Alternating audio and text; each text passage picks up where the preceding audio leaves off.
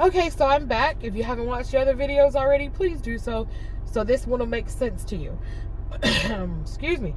Where we last left off, I was telling you guys about how I started going to a private Christian school, a university, and all that my parents wanted me to do there. So, they were thrilled because their wayward lost daughter is going to go to a private Christian college, and they're going to help save me.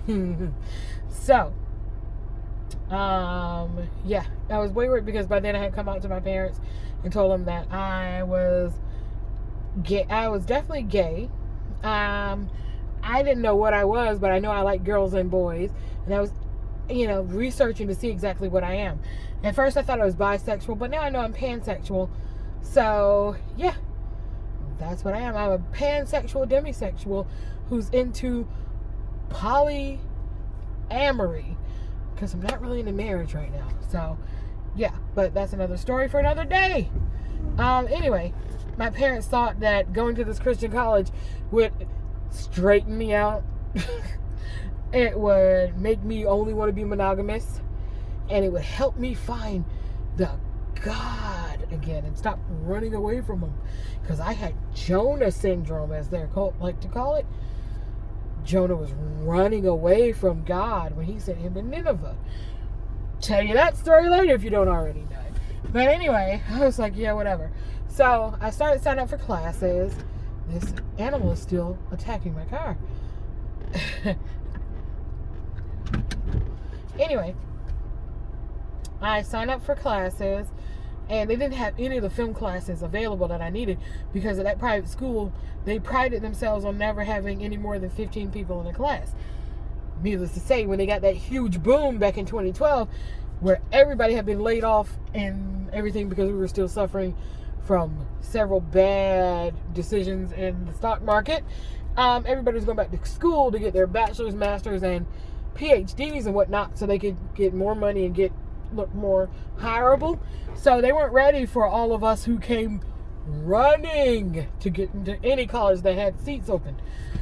So while I was there, the first things they did was, this college required you to take 24 credit hours of seminary, which my parents were thrilled about, because they were like, yes, she'll be studying the Bible 24/7. Yeah, they didn't say fuck yeah, but they were like, yes, it's just what we've been praying for. No, it wasn't. But anyway, yeah, my film classes were full. The credits that I had already transferred over, everything went over but the math. So I had to go ahead and do the math again. And so I did math and a lot of theology the first semester. Second, that was just like Intro to Bible 101. Pretty much teaching you the foundation of the Bible, and the usual stuff that you learn in a new members class if you went to any basic church. Then we had history. We had study of New Testament, study of Old Testament, study of New Testament. I already knew all that because, like I said, I've been reading the Bible cover to cover, because my mom was a crazy person and woke us up at 4:30 every morning for an hour of devotions and prayer. So she literally read 3 chapters, she didn't care how short or long they were, of the Bible from Genesis 1:1 all the way to Revelation, what the fuck ever. And then she started again. My whole life. And then you had to pray for no less than 5 minutes a day, at least twice a day, because you needed to make sure you were keeping he himself happy. So, by talking to him, because he's a needy bastard. But anyway, like I said, not trying to convert you. I'm just telling you how I feel about he himself. Anyway, yeah, so we got there, and I did the math. I did those, because you could only take, the way my scholarships and everything were, I could only take 4 classes every semester. They weren't going to pay for any more, so I took Math for Liberal Artists. I took Intro to Bible. I took Old Testament, and I took, which they forced me to take, philosophy, which was the biggest mistake they could have ever made. Because philosophy asks you, what is truth?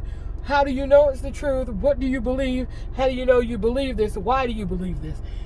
Biggest mistake ever, because I was here at a Christian university trying to pretend to be Christian because my parents wanted me to.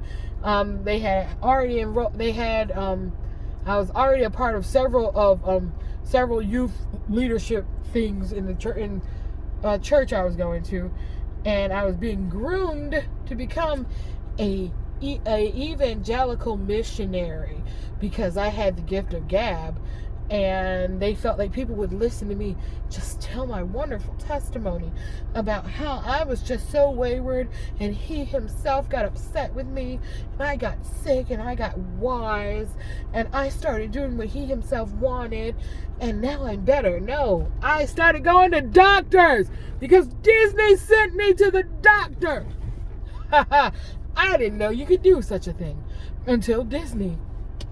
I got sick there and they sent my ass to a hospital, and I saw a doctor. Wow. And the doctor gave me what? Medication, not prayer. A shit ton of medication though, but not prayer. That's another tangent. But anyway, that blew up in their faces because philosophy made me realize I don't believe this shit. I believe it because my parents told me I had to. And they beat me if I didn't. And a few times I left, they attacked me. So, well, not they. My dad pretty much helped my zealot mother off of me. My dad, he gets a lot of flack from some people, but my dad actually ain't half bad, because my dad said, you know, the Bible says the same thing I had been telling my mom. Let every man work out his religion or his faith with much prayer and supplication.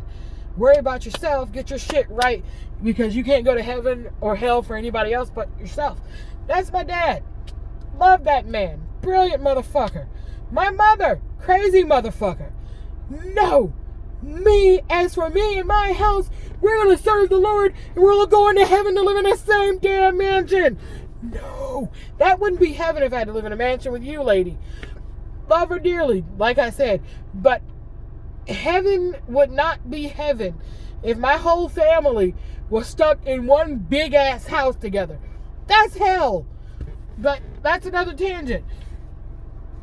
Anyway, I wrote a letter to the dean and to the chancellor of the school, and I said, congratulations, my parents sent me here to get a firmer grasp on my religion and to, solidify my Christianity, and I, for one, would like to thank you very much for turning me into an atheist, and also teaching me that there's something called agnosticism, which I very well might be, because I also discovered at a young age that there were a lot more gods than the one I was taught to worship.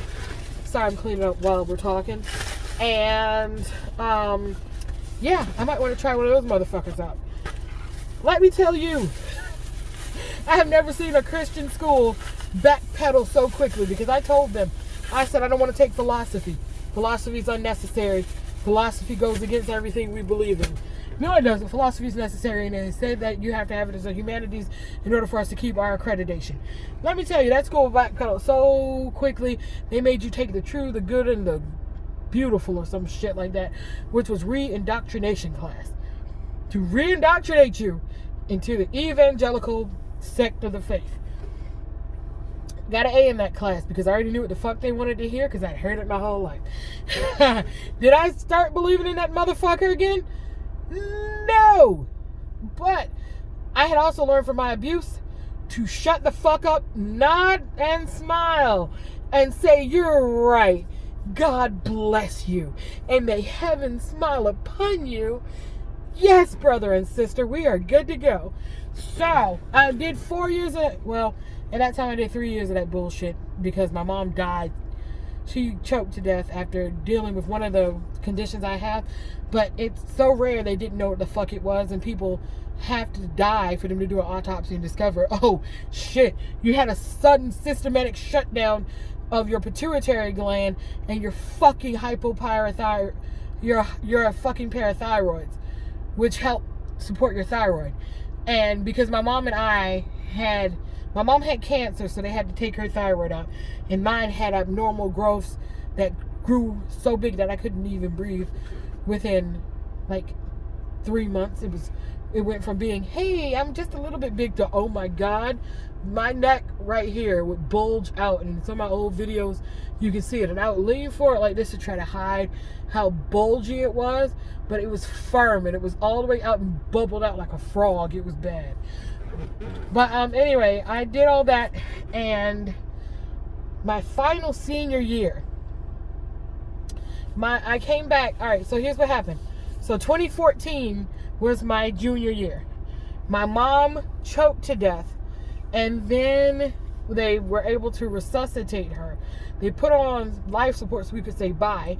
Then they took her off life support, and my mom, being a tough motherfucker that she was like, fuck you bitches, I'm gonna live.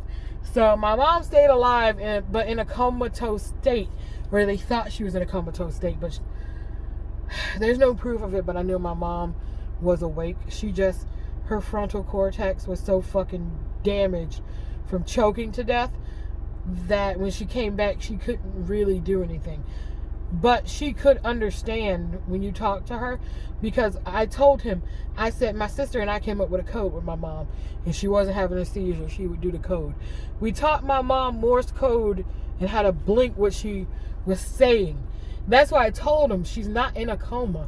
She blinks when we ask her stuff. She blinks Morse code for us. And the doctor was like, no, that's just her body posturing. But no, we would ask my mom. My mom loved reading mystery books. So we bought, at this time we bought, this might go over, but I'm going to tell you about my mom anyway, because I feel like you need to know her. We bought her on our old phones, back when they had limited storage.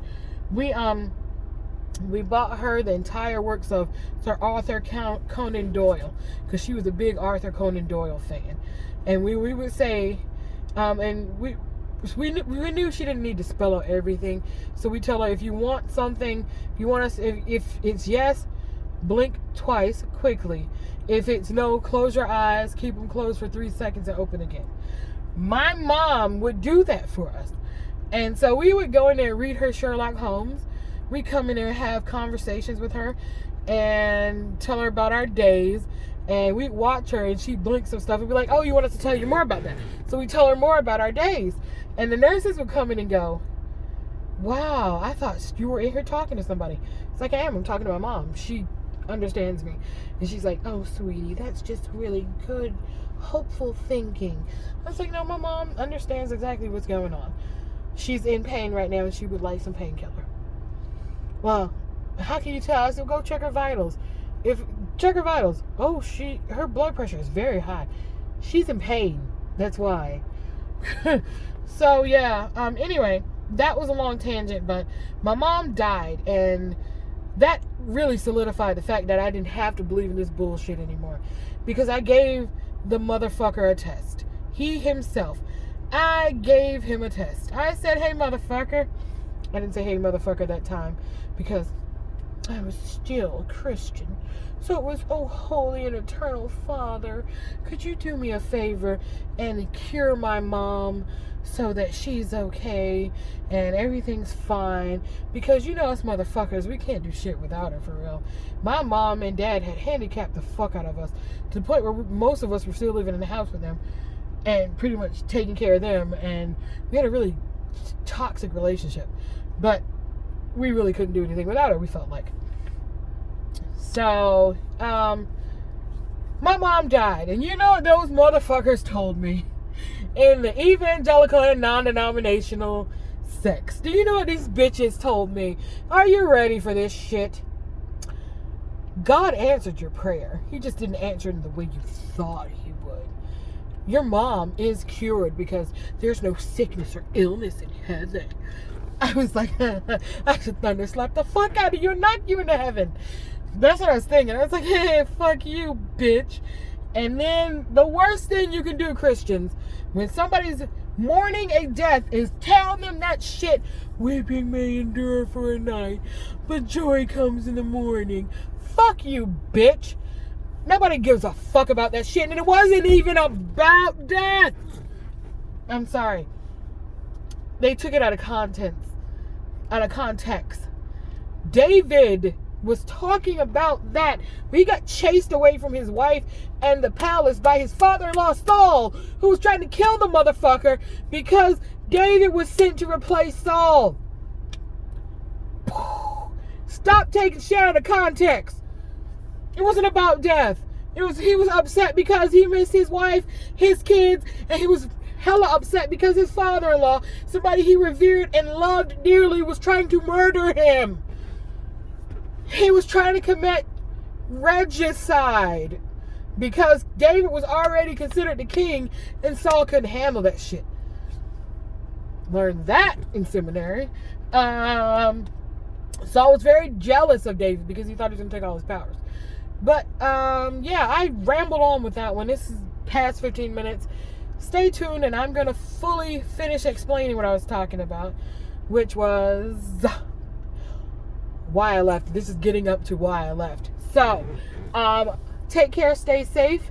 I love you, and I'll see you in the next video, okay?